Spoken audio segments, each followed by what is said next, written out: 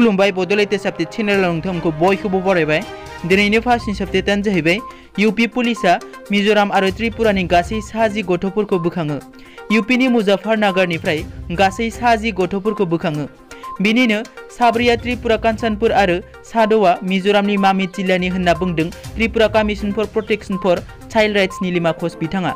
बिथां नीलिमाया फोरमायनाय बादिब्ला साननैसो सिगां यूपीनि पुलिस बिफाना 60 गथ'फोरखौ बोखाङो आरो गथ'फोरखौ बोखांनायनि उनाव बिसोरखौ गंसे रैखाथि जायगायाव दोननाय जायो आरो थाबैनो न'फारसे लाबोफिननाय जागोन होनना बिथां नीलिमा घोषआ मिथिहोयो।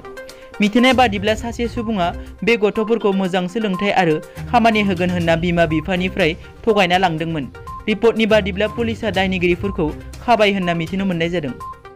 नैथियाव दङ एमपि बिश्वजित दैमारिया राज्य सभायाव बर' रावजों समायखिरा लादों। राज्य सभानि एमपि बिश्वजित दैमारिया राज्य सभायाव बर' रावजों समायखिरा लायो। बिथाङा समायखिरा लानानै बुङोदि आं बिश्वजित दैमारि हादत गौतमनि बिसायख'जानाय सासे सोद्रोमा इसोरनि मुंनि समायखिरा लायोदि आं आयेन खान्थिजों सोमजिनाय भारत संबिजितनि फारसे फोथायनाय थागोन आरो गोरोबथिखौ रैखा खालामगोन। अदेबानि आङो आंनो मावनो होनाय बिबानफोरखौ सैथोजों मावफुंगोन। थामथियाव दङ उदालगुरिनि सासे लाइमोना मोजां खामानि मावनायनि थाखाय बयजोंबो बाख्नायजागासिनो। उदालगुरि जिल्लानि कटन इउनिभार्सिटियाव बाय'टेक्न'लजिनि फरायसा गोजोनसा बर'आ गावनि मोजां खामानि मावनायनि जाहोनाव समाजारि बिजोङाव भाइरेल जागासिनो आरो बयजोंबो बाख्नायजागासिनो।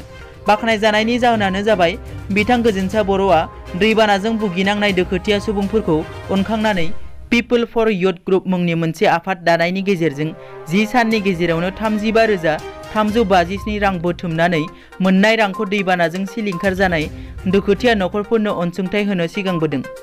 ब्रैथियाव दङ नामरुप पुलिस थानायाव खामानि मावनाय सासे सिख्लाया कभिड-19 नाख्रेबजानानै जिउ गोमायो। मुलुगनाङै सिलिंखार खालामग्रा कभिड-19 जों गाग्लोबजानानै थैनाय सुबुंनि अनजिमाया सानफा एफा बांबोगासिनो। नामरुप पुलिस थानायाव खामानि मावबाय थानाय जयपुरनि सासे सिख्लाया कभिड-19 नाख्रेबजानानै जिउ गोमायो।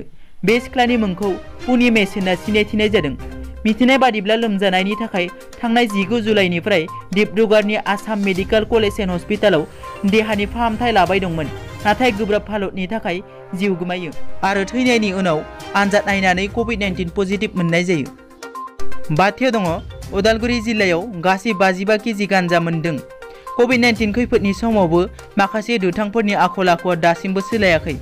उदालगुरि जिल्लानि माजबाद दखरानि सिङाव थानाय बाहादुर गामिनिफ्राय गासै 55 केजि गान्जा मोननो हायो आरो दायनिगिरिखौबो हमो। बे दायनिगिरिखौ इलिया दैमारि होनना सिनायथिनाय जादों।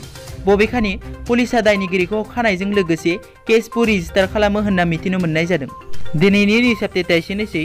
नोंथांमोना जुदि आंनि चेनेलखौ दासिमबो साबस्क्राइब खालामाखै अन्नानै साबस्क्राइब खालाम। गोजोन्थों।